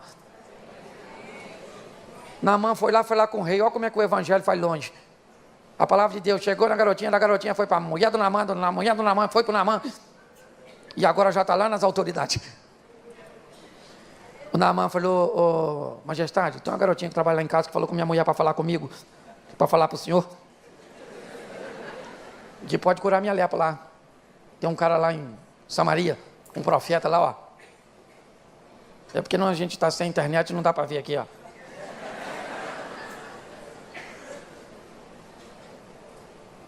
E o rei escreve uma carta ao rei de Israel. E a carta dizia, a hora que chegar o meu servo Naamã, eu quero que você o cure da sua lepra. Naamã toma posse daquela carta de uma pequena comitiva, uma estrutura, e viaja de Damasco até Samaria. E ele vai e chega para o rei, entrega a carta. Ele está esperançoso, fiado na palavra da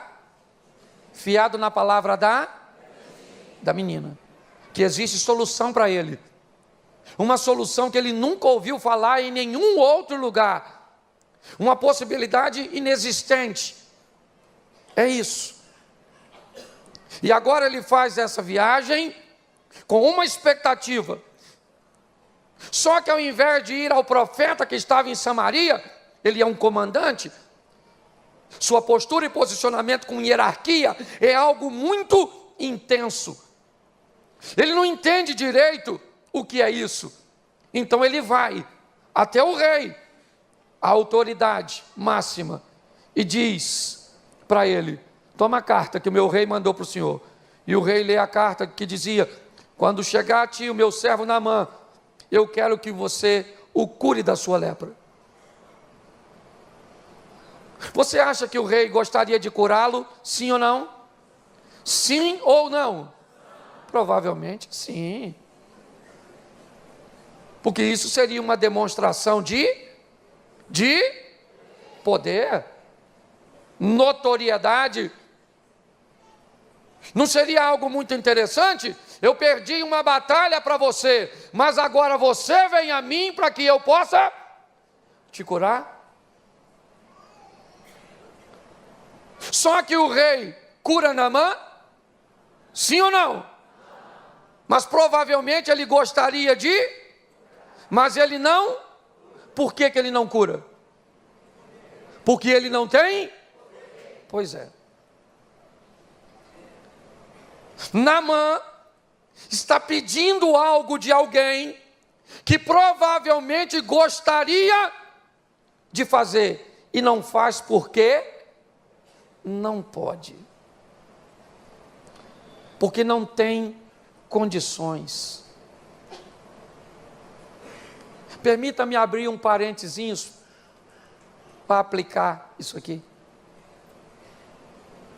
Hoje muitos de nós pedimos que os nossos nos dê coisas que eles não nos dão, não porque não querem, mas porque não têm. Quantos homens gostariam que suas esposas fossem carinhosas e elas não são? E por que elas não são? Porque não querem? Porque provavelmente não têm, não receberam. Pare e pense. Muitas vezes requeremos e gostaríamos que as pessoas fossem e pedimos que elas nos dê coisas, emoções, sentimentos, mas elas gostariam de nos dar se tivessem. Não receberam, nem de forma natural, nem aprenderam. Hoje nós ficamos muito decepcionados com filhos, com parentes, porque alguns conseguem nos dar coisas que outros não dão. E aí queremos cobrar que muitas vezes o outro nos dê, até com efeito comparativo. Por que você não faz como seu irmão? Porque eu não sou ele. Não me peça para te dar aquilo que eu não tenho. Talvez se você me dê, ou se você me dá isso, eu posso te devolver alguma coisa daquilo que recebi. Muitas pessoas se frustram quando vão pedir algo de alguém e não recebem. E muitas vezes não recebem porque as pessoas não têm. Ela não tem a sua educação, ela não tem o seu equilíbrio, ela não tem o seu carinho, ela não tem, ela é outra pessoa. Ok? Ela é outra pessoa. O rei de Israel teria muitas coisas para dar para Naamã, pode ter certeza disso. Mas aquilo ele não tinha. O grande desafio é que na maioria das vezes valorizamos muito mais o que as pessoas não nos dão do que o que elas nos oferecem. Naamã vai ficar decepcionado. Ele não sabe direito o que fazer. Quando ele pede algo de alguém, esperando que viesse dele, e ele diz: sou eu Deus? Estão buscando ocasião contra mim. O rei rasga suas vestes, em ato de desespero. Naamã olha aquilo e fica frustrado, decepcionado, provavelmente achando que a garotinha o enganou. Não, a garotinha mandou Naamã ir para um lugar e ele foi para o outro. Se ele está decepcionado, isso é problema dele. Eu vejo muitas pessoas que se decepcionam, porque o Evangelho te manda para uma postura, o Evangelho te manda para um lugar, o Evangelho te dá uma direção, e você muitas vezes nutre expectativas em lugares que o Evangelho não te mandou nutrir. E quando você se decepciona com essas expectativas erradas, olhe bem, a frustração vem. Quantos de nós gostaríamos que nossa esposa fosse diferente, que o seu marido fosse diferente, que a sua sogra fosse diferente, que o seu filho fosse diferente. Pois é, querido, mas não é. Ele é aquilo ali. Ou você ajusta, certo? Para se reposicionar emocionalmente. Eu já me peguei recebendo lições de minha família. Tentar requerer de um filho meu o que o outro me dava. Esquecendo que ele me dava coisas que o outro não me oferecia. Querendo que minha esposa me tratasse do jeito que eu a trato. Só que eu sou eu. Ela é ela. Tem o jeito dela, a maneira dela, as reações dela. Mas eu não gosto, então deveria ter visto antes de pular nesse poço. Esse dia o cara falou comigo: não gosto da minha sogra. Falei: querido, estranho. Ela nasceu depois que você casou?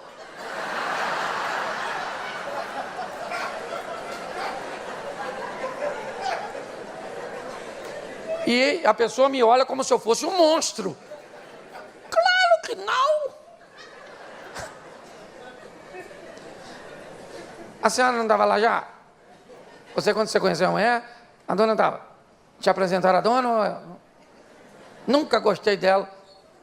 Não sei como é que você casa com uma pessoa que você não gostou da mãe.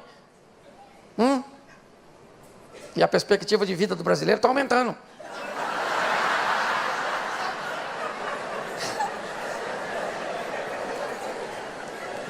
Tem algumas coisas que eu confesso que me parecem muito estranhas.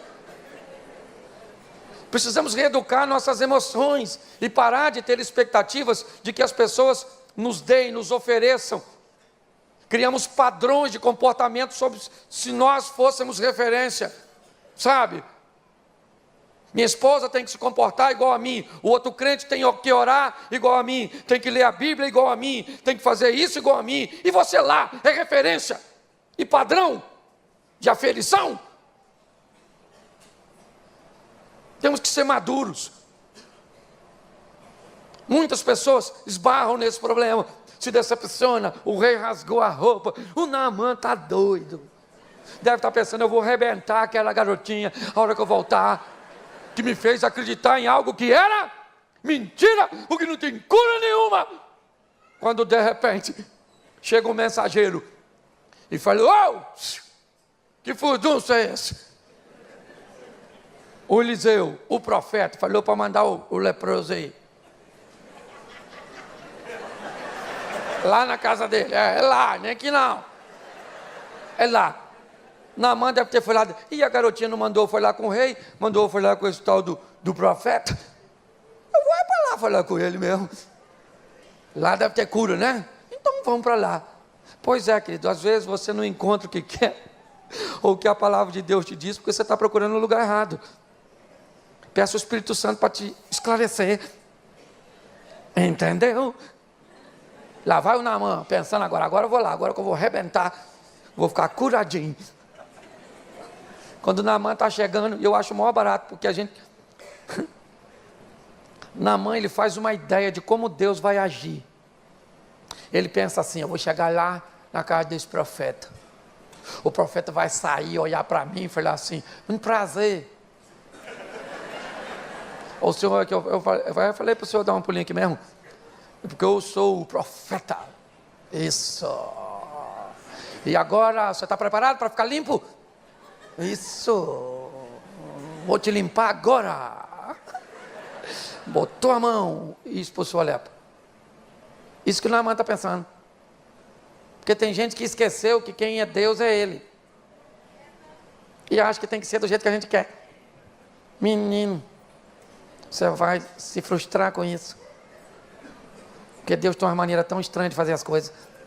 Ó, o pessoal estava com sede. Chegou numa fonte de água amarga.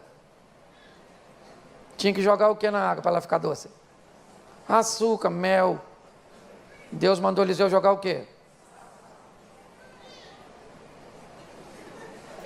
Jogar o quê? Pois é, para a água ficar.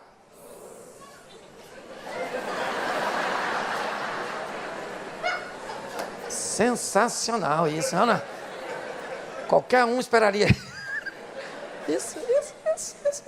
Isso. As perguntas de Jesus, a maneira dele agir. Ele chega diante de um tanque. Um cara 38 anos paralítico. Tanta coisa para Jesus perguntar. Você quer ficar curado? Não, vem aqui de palhaçada todo dia.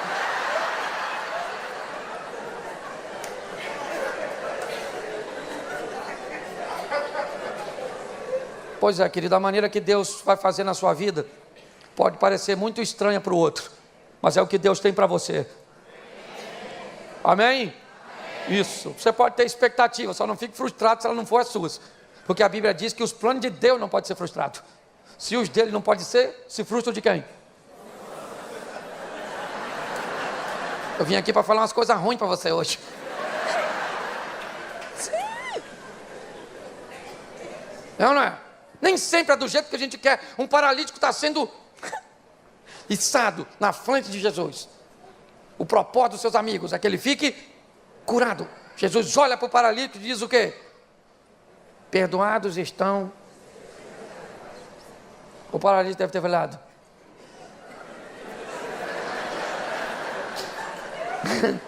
Esse perigo todo, quase que eu caí aqui, não é verdade? Para ele perdoar meus pecados. Aí Jesus disse, agora você pode ir embora andando. Não vai ser do jeito, é do jeito dele. E saiba de uma coisa, o jeito dele é o melhor. É no tempo dele, da maneira dele, porque ele sabe o que faz e nós não sabemos o que falamos. O Naamã está cheio de expectativa, indo para a casa do Eliseu. Chegou lá com aquela comitiva. E o Eliseu falou para um garotinho que trabalhava para ele assim, dá um pulinho lá e fala com esse Naamã aí, ó, que chegou. Para tomar banho. Lá naquele rio, 7 mergulhos. Eu imagino o garoto falando para o comandante do exército da Síria. O senhor que eu...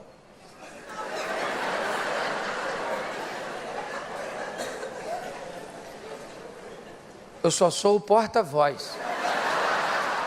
Conheço sua fama, general, comandante, homem valente, bravo. Ok? Entendeu? Que eu só o áudio do WhatsApp. Ele falou que não vai vir atender o senhor aqui não. Mandou o senhor tomar banho lá no rio sujo. Pois é. Nessa passagem, Eliseu representa Deus. E a lepra representa o pecado. E Deus não recebe o homem com isso.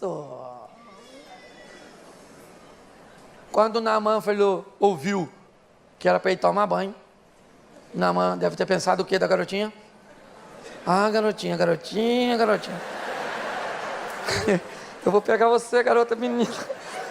Você me fez acreditar em tanta coisa. E ele diz, vambora, que eu já estou por aqui. Com essas humilhações que eu estou recebendo, essas tentativas frustradas. Quantos de nós já não tentamos, e não deu certo? É ou não é? Isso, dá vontade de ir embora, dá ou não dá? E aí você tem que ter boa companhia, porque quando Naamã está querendo ir embora, os amigos dele falaram, ô Naamã, nós já estamos aqui, Naamã. O rio está ali, meu filho. Vai lá, 1, 2, 3, 4, 5, 6, 7. Rapidinho. Nós vamos embora para quê, rapaz? Não é para dar um mergulhozinho, mas eu achei, querido Naamã. Se o cara mandasse a gente fazer umas coisas mais difíceis, não faria? Então vai lá e dá os mergulhinhos. Deixa eu falar uma coisa para você, querido. Você quer vencer as adversidades? Ande com gente boa. Pare de andar com esse povo pessimista, negativista, gente que te puxa para trás. Ah, o meu marido é grosso. Homem assim mesmo, menino, tudo igual. Se homem é tudo igual, por que a senhora escolhe tanto?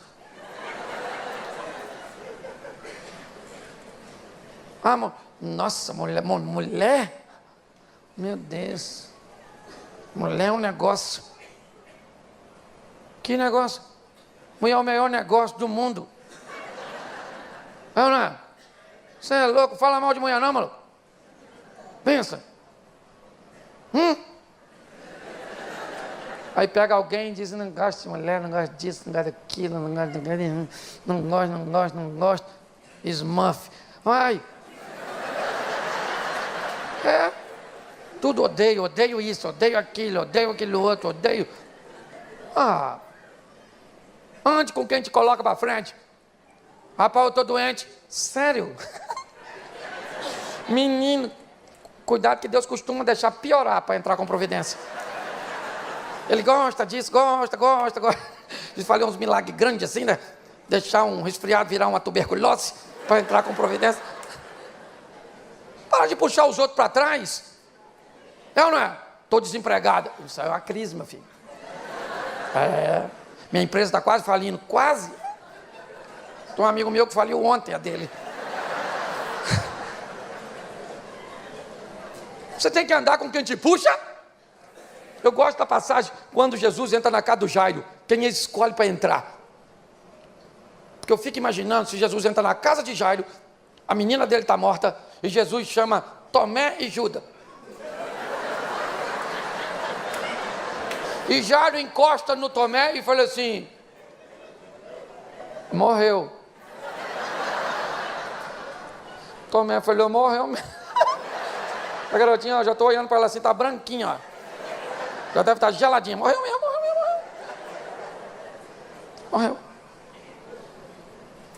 E Judas? Parou para... Veio devagar. Eu falo. Não dá para confiar em todo mundo. Por isso que eu estou sempre pronto para uma traição. Ele levou quem? Pedro e Tiago. Pensa. Se Jairo fala: ô Pedro, morreu. Ô Jairo, eu tenho visto tanta coisa, meu. Se você visse o cara que ele curou, um peladão que estava correndo, atacando os outros, antes da gente chegar aqui, tá dando problema com os donos de funerária, tudo e ele. Não pode ver ninguém morto que ele ressuscita. Você decide com quem você quer andar. Só com gente que te puxa para trás, com a palavra ruim, e isso, aquilo. O Naamã estava com gente boa, os caras falaram: Naamã, não vou embora coisa nenhuma. Você vai lá e vai dar um mergulho.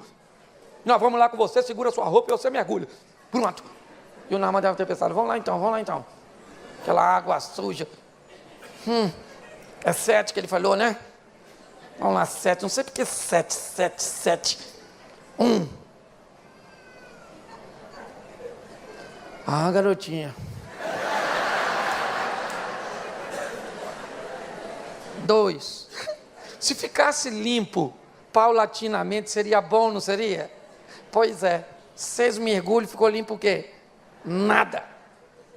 Naamã deve estar doido. 7. E agora, hein, gente? Como é que é, hein?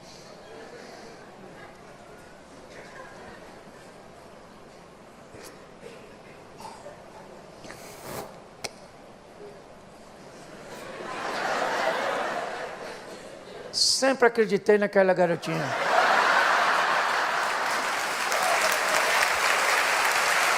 Sempre. Uma menina... Deus não é homem para que minta, nem filho do homem para que se arrependa. Nele você pode encontrar o que você não vai encontrar em nenhum outro lugar. Amém? Olha só, agora o Naamã está limpinho. Naamã falou: caramba, vou lá falar com o Eliseu. Foi lá.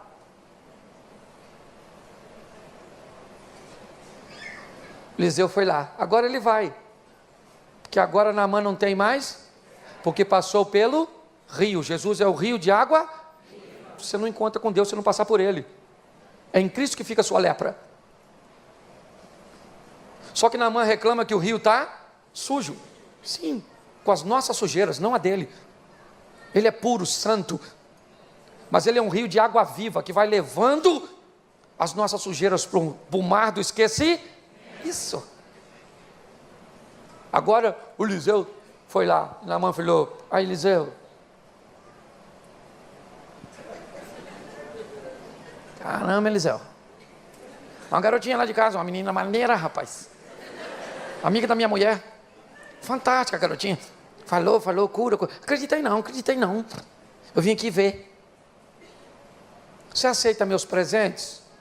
Eliseu falou: "Não fui eu que te curei, foi o rio. Posso aceitar nada seu." Naamã falou: "Então você me deixa levar um pouquinho de terra daqui de Israel, que eu vou construir um altar para mim lá em Samaria, porque a partir de hoje eu não adoro outro Deus, senão o Deus que eu conheci aqui." Opa, o cara não foi só curado, o cara está saindo dali transformado. Isso. Ele diz assim: "Mas eu queria falar uma coisa para o senhor. Eu sou homem de confiança do rei, e o rei adora um Deus lá, um tal do Rimon. Não curou eu não. Um deusinho que tem lá, não é o Deus da garotinha não, e nem o meu, que eu também conheci aqui. Esse Deus que cura tudo. E eu vou ter que entrar lá, e às vezes ele se curva e eu tenho que me curvar diante dele. É minha função. Mas eu só queria falar que se um dia eu fizer isso, meu joelho vai estar lá dobrado só para auxiliar o rei, mas o meu coração só se dobra diante do Deus que eu conheci aqui." Deixa eu falar uma coisa com você preciosíssima nessa noite. Há um Deus que pode mudar a sua história, que pode fazer por você, por sua casa, pelo seu casamento, o impossível. Eu não culpo você de talvez ter a mesma postura do Naamã. Não há experiências. Você apenas tem ouvido falar, mas chegou a sua vez de experienciar, de provar, de ver o que Deus pode fazer na sua casa, na sua vida, no seu casamento, nas suas finanças, na sua saúde, nos seus filhos. Mas ninguém pode viver isso por você. É você. Sabe? O Evangelho, ele tem sido enviado para você, não é de hoje. As palavras que ecoam deste altar têm buscado uma coisa: dizer a você que Deus, Ele pode fazer grandes coisas a seu respeito. Naamã, quando sai da Síria, provavelmente ele não tem absoluta certeza de que ele vai voltar curado, mas ele foi. A Bíblia diz: provade e vede que o Senhor é bom. Eu não sei o que você precisa nessa noite. Eu sei que para alguns aqui eu não posso resolver. O pastor não pode resolver. Talvez tenha alguém aqui muito rico, que por mais dinheiro que tenha, não pode te dar saúde mediante ao que você está vivendo. Por mais influência que tenha, não pode tirar teus filhos do lugar que você não gostaria que ele estivesse. Mas Deus pode todas as coisas. E eu queria que você ficasse de pé agora. Quero alguém no teclado aqui. Fique de pé, feche os seus olhos. Pode fechar que ninguém vai pegar nada seu. Nós estamos no Rio de Janeiro, mas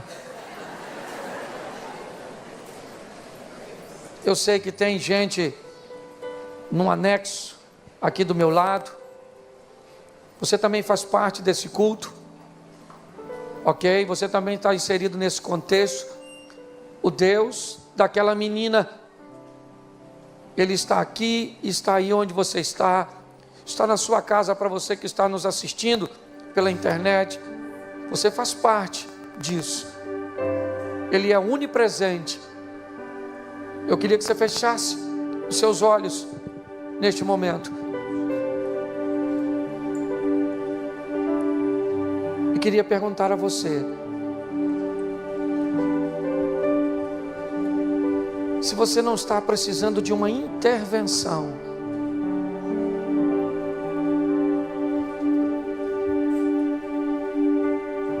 do mover, do agir de Deus.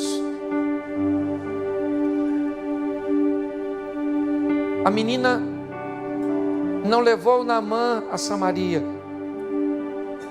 Ela levou Naamã a decidir ir a Samaria. A palavra de Deus procura fazer com que você decida procurar o caminho, tomar a decisão certa, andar ao lado daquele que pode fazer coisas por você que você não pode, que seus recursos não podem. O Deus daquela menina está neste lugar, nesta noite. Ele é o mesmo Deus. Isso, o pastor dessa igreja vai estar orando. O homem que Deus levantou para apacentar este rebanho, que hoje você se insere nele. Eu só queria lançar algumas palavras antes dele orar sobre a sua casa. E eu queria que você confirmasse dizendo amém, se você concordasse. Eu quero repreender da sua casa o divórcio, o adultério, a pornografia, a pedofilia, a homossexualidade, a violência doméstica, a falência financeira. Queremos lares sarados, lares curados, lares cheios do Espírito Santo, e este lar é o nosso. Você pode aplaudir e glorificar o Senhor?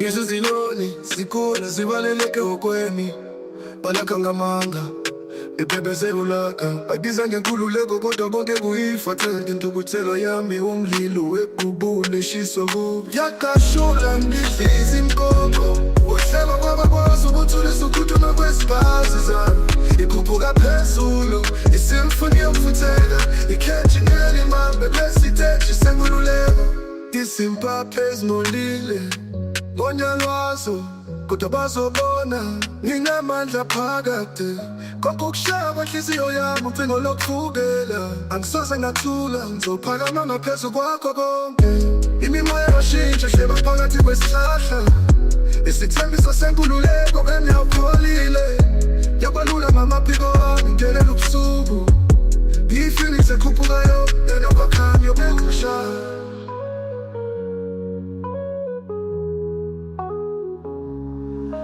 yakashula ngidliza inkoko uhleba kwabakwazi ukuthulisa ukhuthuma kwesibazi zami ikhuphuka phezulu isimfoni yokufuthela ikhethi ngelimambe lesiteji senkululeko ngiyingone endizayo ngindizelela ngeni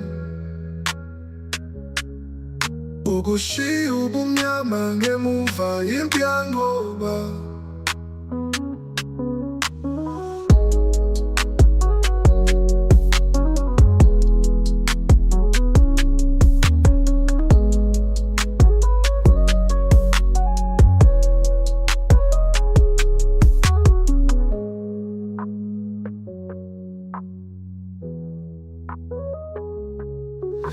isimpaphe ezinolile ngonyalwazo kodwa bazobona nginamandla phakade konke ukushaya kwenhliziyo yami ucingo lokuvukela angisoze ngathula ngizophakama ngaphezu kwakho konke imimoya yashintsha hleba phakathi kwesihlahla isithembiso senkululeko bengiyawupholile yabalula ngamaphiko wami ngelela ubusuku Ngiyifinise khuphukayo enokokhanyo behusha nginyonyendisayo ngindizelela ngeni ukushiya ubumnyama ngemuva impi yangoba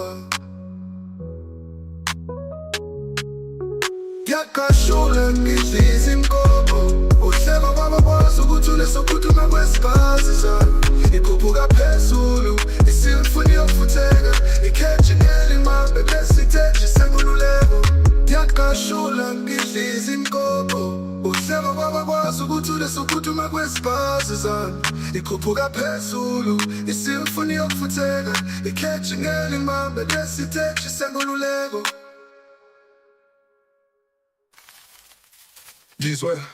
izwe izinyoni zikhula zivaleleke ehokweni bolakhangamanga bebebezelulaka bayibeza ngenkululeko kodwa konke kuyifatha intukuthelo yami umlilo wegubhula ishiso kubi yakashula ngidliza inkomo uhleba kwabakwazi ukuthi unesokhuthuma kwesibazi zami ikhuphuka phezulu isimfuni yokufutheka ikheji ngelimambe lesiteji sengululeko inyoni endizayo ngindizelela ngeni ukushiya ubumnyama ngemuva yimpi yangoba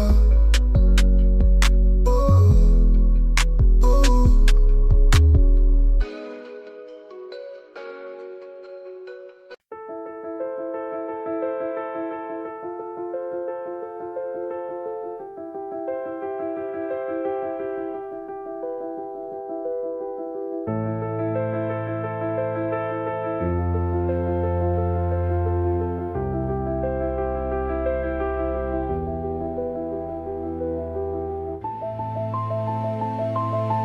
Thank you.